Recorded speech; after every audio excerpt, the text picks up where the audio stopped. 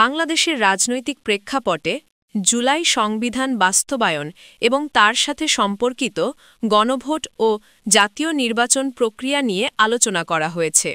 এখানে রাজনৈতিক দলের মধ্যে ব্যাপক মতবৈষম্য ও অস্থিরতা পরিলক্ষিত হচ্ছে, বিশেষ করে বিএনপি ও জামায়াত ইসলামী অংশগ্রহণকারী হিসেবে বিভিন্ন অবস্থান নিয়েছে। জাতীয় ঐক্যমত কমিশনের আলোচনায় কিছু রাজনৈতিক দল গণভোটের পক্ষে থাকলেও তার সময় ও পদ্ধতি নিয়ে স্পষ্ট একমত নেই।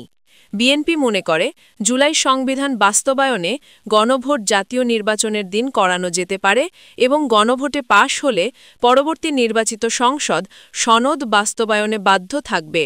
তবে নির্বাচিত সংসদ নিজের মতামত বা নোট অফ ডিসেন্টের মাধ্যমে সনদ বাস্তবায়নে পরিবর্তন আনতে পারবে বলে তারা ধারণা করছে। বিএনপি আরও যুক্তি দেয় যে এ ধরনের গণভোটের জন্য সংবিধান সংশোধনী আদেশ জারি করা বা সুপ্রিম কোর্টের মতামত নেওয়া প্রয়োজন হবে না। অন্যদিকে জামায়াত ইসলামী গণভোটের পক্ষে থাকলেও তারা গণভোট জাতীয় নির্বাচনের আগে করানোর দাবি জানিয়েছে। জাতীয় ঐক্যমত কমিশন বুধবার আবারও আলোচনা করবে এবং আশা করা হচ্ছে সেদিন জুলাই সংবিধান বাস্তবায়নের প্রক্রিয়া নিয়ে একটি চূড়ান্ত সিদ্ধান্ত আসবে। জুলাই সংবিধান নামে পরিচিত এই সংবিধান সংশোধনী বা আদেশটি সম্ভবত বাংলাদেশের রাজনৈতিক স্থিতিশীলতার জন্য গুরুত্বপূর্ণ একটি আইনি পদক্ষেপ, যা একটি নির্দিষ্ট প্রক্রিয়ার মাধ্যমে বাস্তবায়িত হবে।